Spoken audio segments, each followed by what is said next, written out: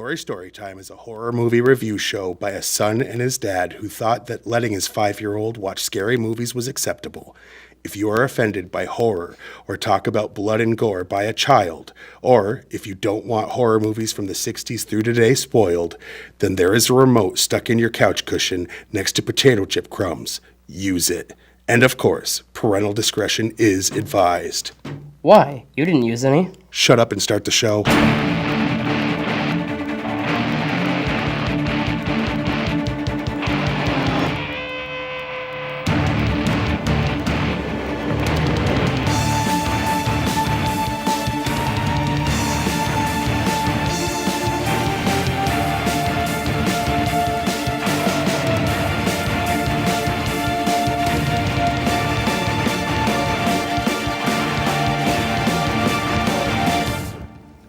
Welcome to Gory Storytime. I'm your host, Jason. I'm his co-host and his father, Craig, and this is the only horror review movie show on Fact TV. On planet Earth. No, on Fact TV. This week, Jason and I are reviewing one of the top 2 movies we had on our list, if you remember, in October. Yeah. Or was it just before October? It was October? October. Yeah. We did our most anticipated horror movies list. Our top 2 were It and Happy Death Day. And now we're finally getting around to reviewing this. We watched it the other night, and yeah, we'll get into what we think. And murder ensues. Before we get too far, let's roll the trailer and let you know what we're talking about.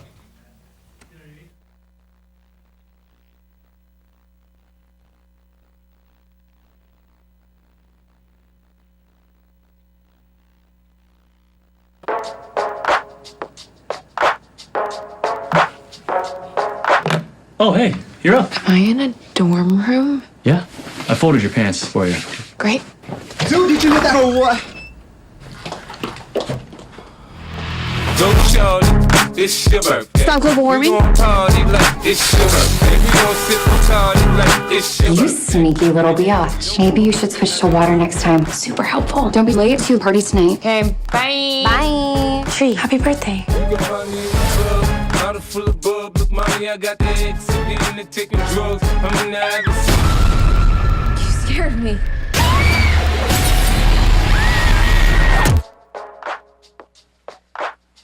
Hey, you're up. Look, I know this isn't gonna make any sense. Stop global warming? I feel like I'm losing my mind. You sneaky little biatch. Happy birthday. I've already lived through this day. Somebody's gonna kill me tonight. So you're getting here now.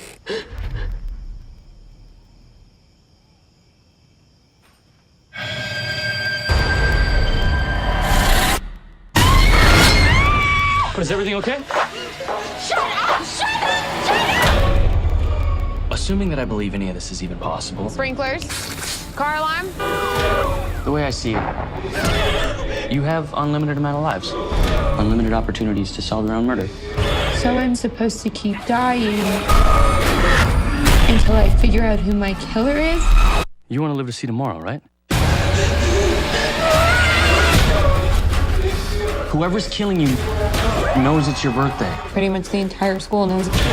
These are signs of major trauma. You should be dead.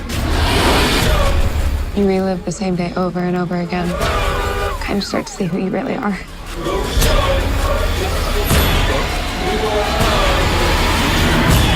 I did it! All units, we've got a 187.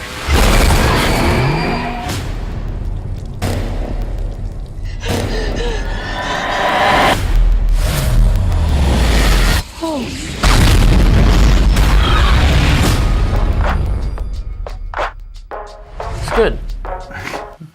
Welcome to Gory Storytime. I'm your host, Jason. I'm his co-host, and no, I'm just kidding. We're not gonna do that. Basically, the story is: have you seen Groundhog's Day? That's the story, except with murder. With murder. It's murder Groundhog Day. This girl wakes up every day, and by that night on her birthday, she gets murdered. And wakes up on her birthday. On her birthday, and then she has to try to by figure out who's nighttime, murdering she's her. murdered. Yeah. Right. And then she wakes up and it's her birthday. Yeah. And then she gets murdered. Okay. Now, before we get into the behind the scenes information, we have to give a shout out to our real sponsors that actually exist. Sure do. These are products you can buy and things you can do and eat and read and whatever it is that they are, they exist. Yes. This week, Gory Storytime is brought to you by the book Not Baby Names to Name Your Babies.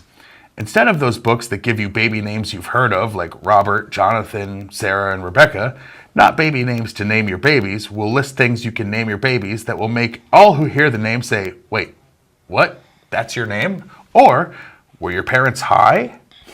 Names like Tree, Apple, Your Majesty. In this all-new second edition, we've added 2 chapters. One on new ways to spell normal names so you can confuse everyone and talk down to them like, no, not Jennifer, Jennifer, Jennifer, Genaphur. And the last chapter is just a list of syllables that you can add together in any order and invent your own names. I like it. And by the Life Reset app. With the Life Reset app, you can go back 5 minutes, an hour, a day, or even a week. These are your only options, so choose wisely. If you accidentally make a mistake, maybe go back 5 minutes, for example. 5 minutes. For example, if you were going off about snowflakes and drop a homophobic slur on your community television horror movie review show.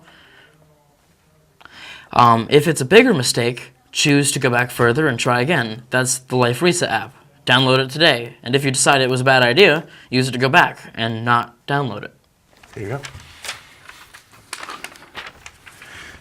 All right, let's get into some behind-the-scenes information about this movie. First off, the Bayfield University baby killer costume was designed by Tony Gardner, who also designed the Ghostface mask from Scream. And which is a reworked version of the Father's Death Halloween costume. I don't know what that means. I don't know what that is. But I know the Scream one was actually inspired by the Scream, the famous painting. So, right. Yeah. According to director Christopher Landon, Tree's punchline, "Who takes their first date to Subway? It's not like you've got a foot long," was improvised by Jessica Roth. The theatrical trailer uses the song Into Club, as you just heard, by 50 Cent as her birthday ringtone. However, the final film does not feature this as the crew and studio could not acquire the rights. As a result, an original ringtone composition was concocted. That If they didn't have the rights, they for couldn't. They got it for the trailer. That's not cool. Separate rights. Director Christopher Landon. Christopher Landon tested wearing the option of a baby mask for the killer in the office and scared a worker, confirming his choice. I almost said co-worker. That would have been wrong. The scene where Tree walks through the campus quad naked had to be done quickly. Given that it was being filmed on an active college campus, this presented the risk of students witnessing the scene, being filmed, and or taking photos. The crew took extreme precautions to clear away any potential onlookers. In the end, they managed to do it in 2 or 3 takes. Okay. And then they didn't use any of the real footage because she was nude, because it was PG-13. So they could have faked it. Right. They could have had like a low top, something covering here, and then just shot from the shoulders up, which is all they showed anyway. Well, they did show one shot from the back, but you could still fake that too. Right. The original mascot and mask, designed by Tony Gardner for the killer, was a pig, to motif already done. A motif. A motif already done in the Saw movies. So that's why he decided not to. Christopher Landon says he feels scary and humor mix well together, stating a lot of horror films take themselves too seriously and get depressing. He wanted this movie to be fun. It was. Originally titled Half to Death. Yeah, like Scared Half to Death. Yeah. Happy Death Day is a dumb name, but Half to Death isn't much better. The original script, written by Scott Lobdell? Yeah, L-O-B-D-E, okay. Scott Lobdell included material intending to make an R-rated film. Some scenes involved grisly or death depictions that were completely altered by the film's director, Christopher Landon. Not cool, Chris.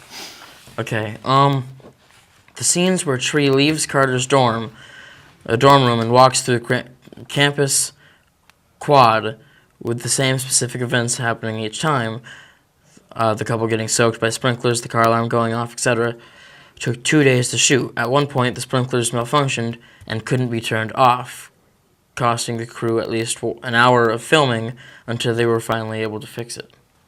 When asked why a baby mask, Christopher Landon said he needed a combination of something that would pass for a mascot on a college campus, that was scary and funny at the same time, plus he was expecting his son at the time, so he had baby on the brain.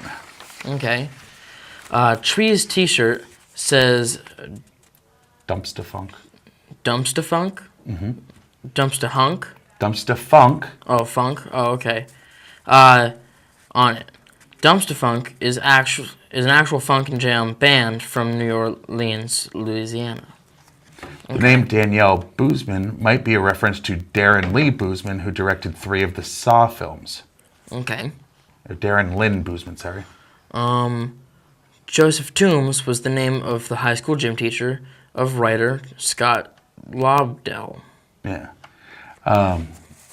During the film, Tree's full name is revealed to be Teresa. I think the dad calls her that. Yeah. Spoilers ahead. When asked the cause of the time loop, Christopher Landon says there's a definite reason for it. And if the viewers look closely at the film, there are Easter eggs pointing to the cause. And one is really big. And you keep talking really quiet, but anyway. The original ending featured Tree Gelbman murdered again, thus entering a new time loop. The test audience reacted furiously to this ending, feeling betrayed that the protagonist, after becoming a better person, couldn't break free. This ending was conceived as a way of letting the viewer believe it was never going to end. I like it. Carter points out the similarities between Tree's situation and the film Groundhog Day. There are, in fact, a few scenes that directly parallel that film's events. Just like Phil, Tree proves that she has lived through the day by correctly pointing out several events that are about to take place around her. One of them is a frat brother passing out, whom she helps with a pillow. This parallels a scene in Groundhog Day where a kid falls out of a tree, which Phil memorized and catches in one of his errands. Phil points out that a waiter in the diner is gay, and Tree eventually finds out that Tim is gay. Her repeated unwanted encounters with Tim are similar to Phil running into Ned Ryerson. Mm-hmm. 2 of Tree's deaths involve getting hit by a bus and hanging herself in a bell tower. 2 of Phil's suicides involved walking in front of a bus and throwing himself from a bell tower. Laurie's last name is also Spengler, which was the name of Groundhog Day director Harold Ramis's character in Ghostbusters, which also paired him with Bill Murray. Now, here's the body count for this movie. Oh, sorry, I'm not going to do that one yet.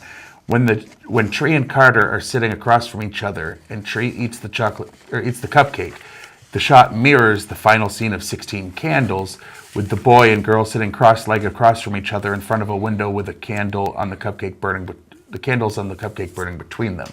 So that was an homage.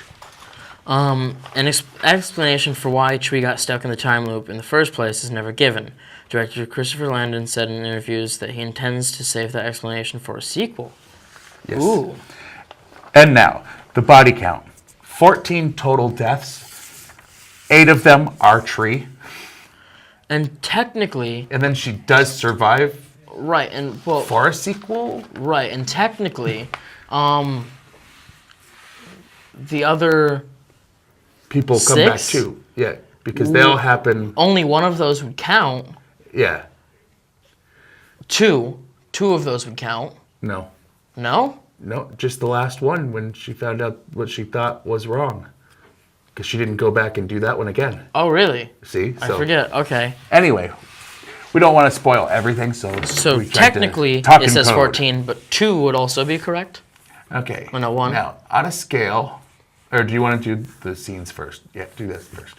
What was your least favorite scene or thing about this movie? My least favorite part about this movie was that it was actually a really big disappointment in a way, because I expected it to be that song, and that's what really threw it off for me, was because every time that other thing of a song ringtone that they made came on, I was like, that's not right. That's not how it's supposed to be. That's nitpicking, because I really like this movie. So that was the thing. Yeah, I remember you actually mentioned it when it wasn't in the club. The first time I was... My least favorite thing is that it would have benefited from an R rating. It would have been... I think that they should have had a little more showing the actual deaths instead of hinting at it. Like, it worked for what it was, but it would have worked better. It was still really good, but it would have worked better. What's your favorite scene? My favorite scene is when, in a way, there was kind of a twist at the end, where she had thought it was one person, not going to give who that is away, but she thought it was one person, and then went to sleep, and then died in her sleep, And realized that wasn't the person. Right. Yeah. And I thought that was really awesome, because they were building up to that being the person, and it would have been really lame. Yeah, they definitely set it up so that the person that everybody, including her, thought it was actually a horrible answer that didn't quite make a lot of sense at all. And then they twisted it and made it make perfect sense. I'll put it that way. I would say my favorite part was just in general, the idea that now there are 2 classic comedy movies that have been remade in a horror vein, and I would like to see more made. Get Out was Look Who's Coming to Dinner, redone as a horror movie. Yep. And then this was Groundhog Day, basically redone as a horror movie. And both of them worked really well. At least Get Out was rated R. Right. But I'm saying, like, they both worked really well, and I think that there are some premises that they've used repeatedly in comedy that they could twist and make a horror movie. And I'm just putting it out there.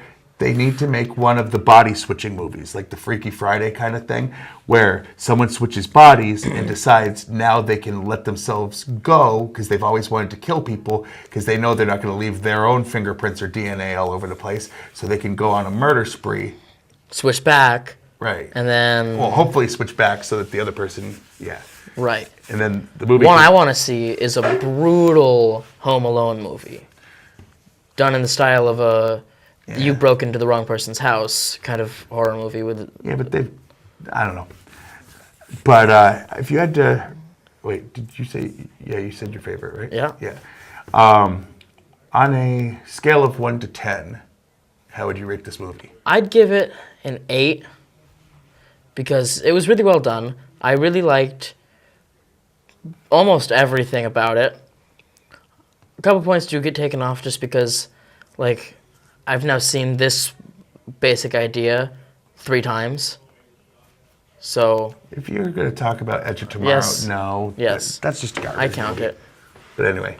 Well, I'm not saying it's not garbage. I'm saying I count it as a movie like this. But they gave it a good twist with this one, I think. Oh, yeah. So, but all right. I'm going to go ahead and give it an 8 also because it should have been higher the way the acting was good, the story was good.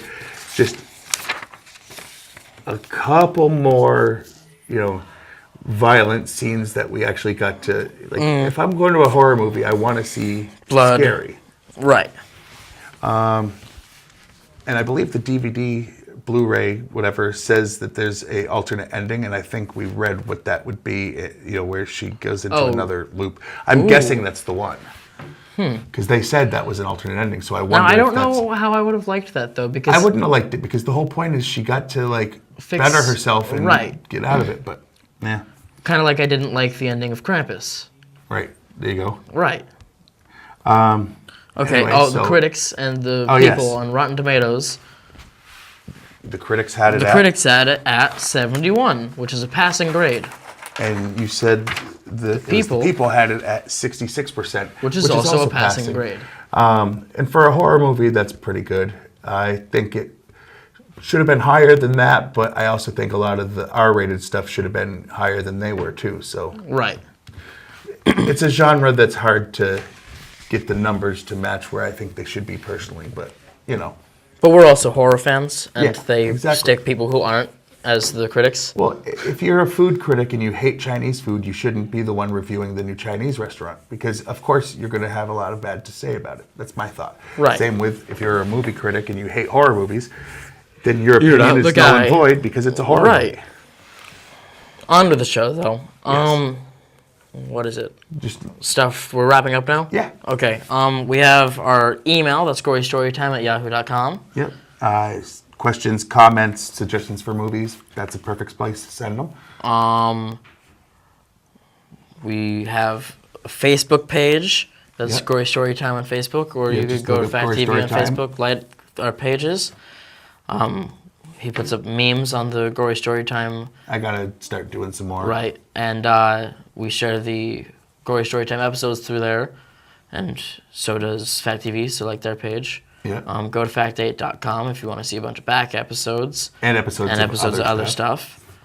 They also have their YouTube channel, which is, you just look for Fact TV. Okay. They have I a didn't know YouTube that. channel. They've been posting a lot of stuff too, like the show that we reviewed last week.